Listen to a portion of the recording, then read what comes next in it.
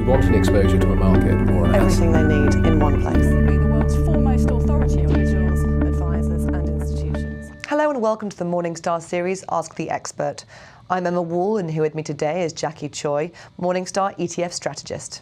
Thanks for having me, Emma. Hi Jackie, we have the privilege of you coming all the way from Hong Kong to be with us today for this video, which means that you're best placed on the ground to talk about the new connect between the Shanghai Composite and the Hang Seng. This means that money can flow between the two Chinese indices. I'm not sure that many people understand exactly what it entails though, so perhaps you could give us a bit of background. So this particular scheme is actually promoted by the Chinese government and the regulators, so to allow investors from the one side of the market to be able to invest into the other side of the market and vice versa. And before the scheme, you only specific institutional investors can actually do that. But now more retail investors, subject to some restriction of course, can now do this kind of trade through the border. I think a lot of people were expecting this flow of money to have a massive positive effect, in particular on the Shanghai Composite, and for the market to rally upwards. However, that hasn't really been the case since it started in November, has it? Actually, it has been the case. So you look at the Asia market, the index actually rose by 40% last year in 2014, and another 40% this year, so far in 2015. So we have seen this kind of flow in terms of performance, and in terms of the actual money flow, you can see after the actual scheme has commenced. The actual quarter was actually full for the first few days, and then it sort of slowed down a little bit on that front from money going from Hong Kong to China. So we actually see that kind of flow as well. And that flow has slowed though, as you say, and perhaps isn't as much as some people initially predicted because of pricing. So I know that A shares, those listed in Shanghai, are actually more expensive than H shares at the moment, those listed in Hong Kong. That's right, Emma, and you asked a very good question there. So I think like putting ourselves back in the history a little bit, back in the middle of 2014, we saw the, I'll give you a number, which is the Hang Seng AH Premium Index. At that point in time, the number was 90.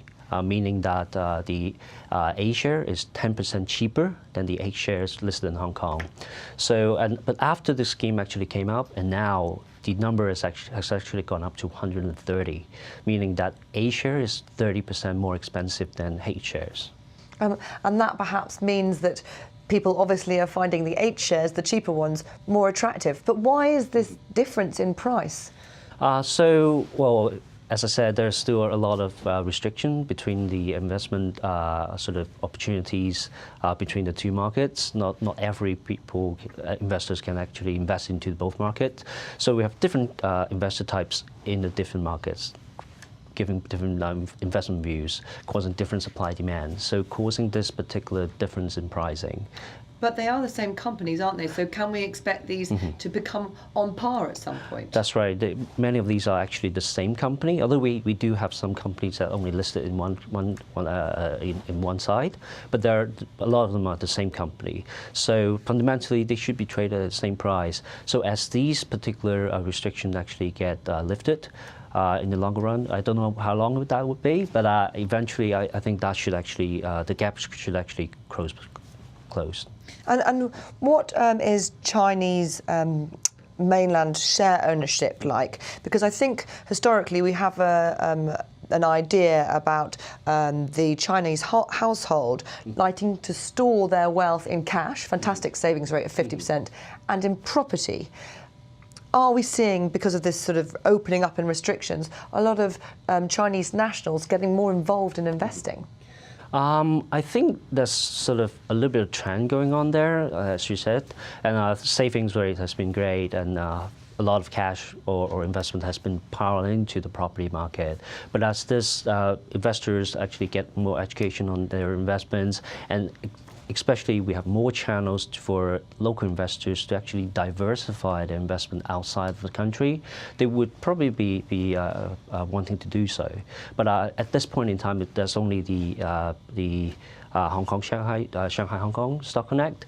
So if there are other schemes that could allow local investors to invest outside of the country, diversify the portfolio, there would probably be that would be a better choice for them. So, Jackie, thank you very much. You're welcome, Emma. This is Emma Wall from Morningstar. Thank you for watching.